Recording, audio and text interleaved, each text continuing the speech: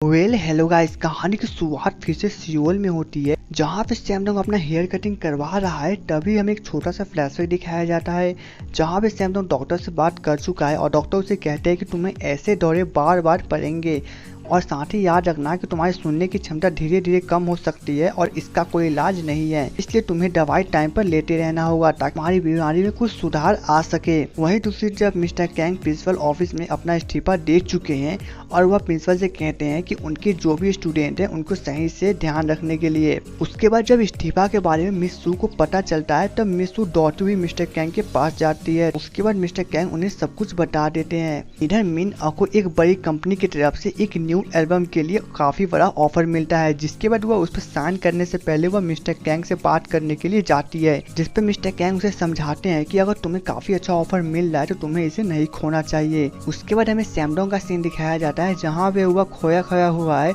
और वह रास्ते पे चलते जा रहा है। तभी उसे कुछ म्यूजिक की आवाज सुनाई देती है। जब वह म्यूजिक की आवाज के पीछा करता है तब वह एक पब में पहुंचता है जहाँ पे कुछ लोग सिंगिंग कर रहे हैं और उनका सिंगिंग काफी अच्छा होता है। तो वहाँ पे सैमडंग का एक फ्रेंड मिलता है जो कि ग्रीन आर्ट स्कूल में पढ़ता है। इसके बाद सैमडंग उसे कहता है कि वह कुछ दिनों के लिए यहाँ पे रहना चाहता है, जिस पर वह लड़का उसे मंजूरी दे देता है। इधर मीना को जब इस्तीफा के बारे में पता चलता है तब मीना दौड़ती हुई प्रिंसिपल ऑफिस में जाती है और वह वहाँ पे सबके सामने प्रिंसिपल से पूछ देती है कि उन्होंने मिस्टर कैंग को स्कूल से क्यों निकाला, जिस पर प्रिंसिपल कहते हैं कि उनका ग्रेजुएट काफी खराब था इसलिए उन्हें निकालना पड़ा। उसके बाद मीना कहती है कि उनके अंडर पढ़ने वाले जितने भी स्टूडेंट थे वे काफी अच्छा मार्क्स लेके आ रहे थे, इस हिसाब से मिस्टर कैंग के ग्रेजुएट काफी अच्छा है। तभी वहाँ पे मिस सू चली आती है और वह मीना को कहने लगती है कि अगर तुम चाहती हो कि मिस्टर कैंग स्कूल में वापस चले आए तो तुम्हें अगले सेमेस्टर में एक ग्रेजुएट हासिल करना होगा और ये भी याद रखना कि तुम्हारे साथ साथ तुम्हारे दोनों फ्रेंड को भी एक ग्रेजुएट ही हासिल करना होगा। इतना सुनने के बाद मीना वहाँ से चली जाती है। प्रिंसिपल मिस सू से बात करने लगते हैं जिसमें मिस सू कहती है कि आप टेंशन मत लो, अभी तक कोई भी 3 स्टूडेंट एक ग्रेजुएट हासिल नहीं कर पाया, खासकर मीना तो कभी कर ही नहीं पाएगी। तभी सीन को एक्सचेंज कर दिया जाता है और दिखाया जाता है क्लासरूम का सीन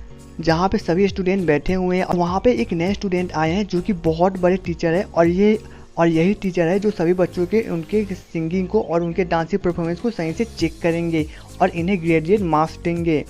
इधर मीना जब सैमडंग को खोजते हुए लाइब्रेरी में पहुंचती है तब उसे एक कॉल आता है जो कि उसी स्टूडेंट का होता है और वह उसके बाद वह उस पब में पहुंचती है जहां पे सैमडंग होता है और वह सैमडंग से जाके वापस स्कूल आने के लिए कहती है, जिस पर सैमडंग कुछ नहीं बोलता है और उसे वहां से जाने के लिए कहता है। लेकिन जब मीना वहां से नहीं जाने लगती है तब सैमडंग उसे चिल्ला के कहता है, जिसके बाद मीना को वहां से चुपचाप जाना पड़ता है।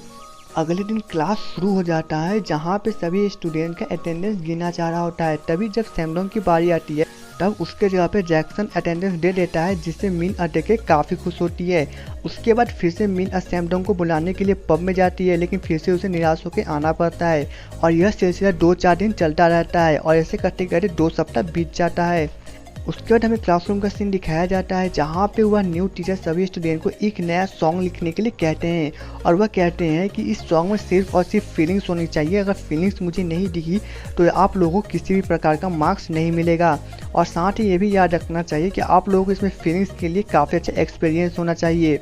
लेकिन इधर मिन और पिलसुक एक्सपीरियंस के बारे में कुछ भी समझ नहीं पाते हैं तो वे लोग काफी परेशान होते हैं। तभी वहाँ पे मिस सू चली आती है और वह कहती है कि इस बार मैं तुम्हारे साथ हूँ और यह याद रखना कि तुम्हें अगर अच्छा एक्सपीरियंस चाहिए तो तुम्हें किसी लड़के से मिलना चाहिए या फिर तुम लोगों को सेकेंड हैंड एक्सपीरियंस की यूज करनी चाहिए। जिसके बाद मिन डायरेक्ट जाकर मिस्टर जिन मैन से बात करने लगती है। तब मिस्टर जिन मैन एक्सपीरियंस के लिए उसे अपनी पुरानी लव स्टोरी कहानी सुनाने लगते हैं, लेकिन उनकी लव स्टोरी कहानी सुनने के बाद मीना को काफी बेकार लगता है, इसलिए वो वहाँ से चली जाती है। दूसरी जब पिलसुक और जैक्सन सेकेंड हैंड एक्सपीरियंस के लिए मजबूर हो गए सिनेमा हॉल में मूवी देखने के लिए जाते हैं। उसके बाद मिन उस लेसन को लेके सैमडंग के पास जाती है जहाँ पे वह उसे काफी जोर से चिल्ला कर समझाती है कि तुम्हारे पास सिर्फ यही एक लास्ट मौका है, अगर तुम इसमें शामिल नहीं हो पाते हो तो तुम्हें निकाल दिया जाएगा। टीचर को अगर पता भी चला कि तुम वहाँ पे नहीं आते हो मुझे भी निकाल दिया जाएगा। जिसके बाद सैमडंग मीना के हाथ से कॉपी ले लेता है और वह रात भर बैठ के अच्छी तरह से गाना लिखता है।